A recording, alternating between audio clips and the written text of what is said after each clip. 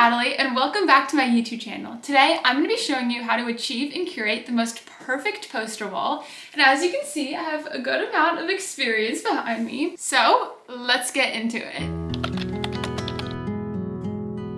Poster walls are such a unique way to show your personality and really transform your boring white walls into something that shows your memories and what's special about you. The first step to creating a poster wall, or to doing any project at all, is finding inspiration. I think it's really important to go in with a plan, to think about what kind of vibe you want, what type of posters you want to see on your wall, and where you want to put your posters on your wall. The place that I first found my inspiration and I started getting my ideas together was Pinterest. On my Pinterest, I have two boards.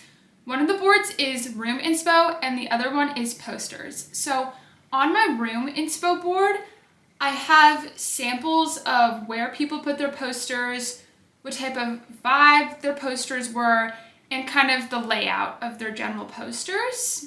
And once I found out that I wanted my room to be centered around these posters, I made a posters board where all of my favorite movies and shows has a poster, the general vibe that I want, the music that I want to see on my walls, and maybe just fashion posters as well. There's honestly no wrong way to create your poster wall. For me, I did just kind of like a Natalie focus. I just wanted to put all of the things that have been so important to me in my high school experience and just showcase them on my wall.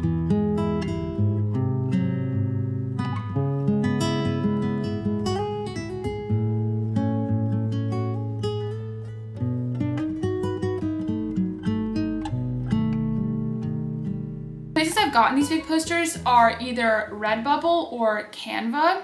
For Redbubble, you can go on and just look for a piece of art that you think is going to match your vibe. Personally, when I was starting out my poster collection, I really tried to get some of my big posters from Canva because the price is unmatched and the ability to create anything you want or print anything you want is also unmatched.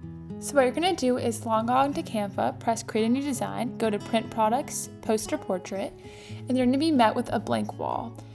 And basically you can upload any image you want, readjust it to the canvas size, space it out, and then you're gonna press print with Canva. On print with Canva, you want to switch from fine art to gloss, and you'll see that the price is $12. All of the smaller items that I have around these big posters are incredibly unique to me, and if you're curious as where to get these smaller items, I'm going to give you a quick run through of where I've gotten some of mine. My favorite place to get smaller posters is art museums, because art museums will have so many cool photographs, paintings, pictures of sculptures, all in the museum gift shop, and you can buy the postcards for maybe like $20 for like 14 postcards, and then you can put the ones you really like up on your wall, and then the ones that you maybe don't want to put up on your wall, you can use to write letters. I also love to put drawings that I've made with my friends as jokes, or drawings my friends have made me. I love to put personalized messages or cute notes I've received.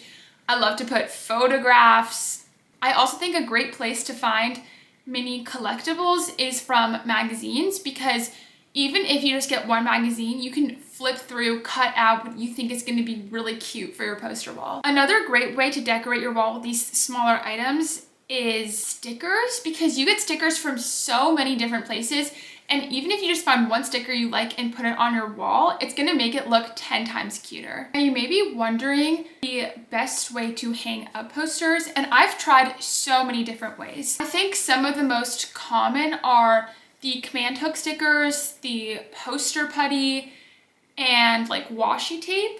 After trying all of those methods, I think the best method is actually these little circles that I got from Amazon. I think these are the best way to hang up your posters because they're so durable and strong, but if you take them off the wall, they're not going to ruin what you've put on the wall, and they're not going to ruin your walls. I'm gonna be putting this birthday card up on my wall. And what I'm gonna do is I'm gonna take these stickers and put them on the back to give you a little tutorial. Place it right here. And then there's a little bit of parchment on the back that you can peel off. I'm gonna put this right there. I find it important to say that I've been working on my poster wall for 3 years, since the beginning of sophomore year, and it's not something that you can rush. You want to start slow and steady and gradually add on as your life gets more rich and full and as you meet new people and you have new experiences. I think if I rushed to fill everything up really quickly, I would have missed out on what I've created today. And you can't rush life, so don't rush the way that you're going to show life. I think I've inspired so many of my friends to start creating their own poster walls, and it's really cool to see how everyone's poster wall is so different. So while you're going to find inspiration and you want to use inspiration to help make your poster wall the best it can be, don't copy anyone's poster wall. This is your poster wall. It has to be special and unique to you, and that's when you're gonna enjoy it the best. Thank you so much for joining me today to look and learn how I've created my poster wall. I hope I've inspired you, and I hope you get to create your own poster wall that is unique and special to you.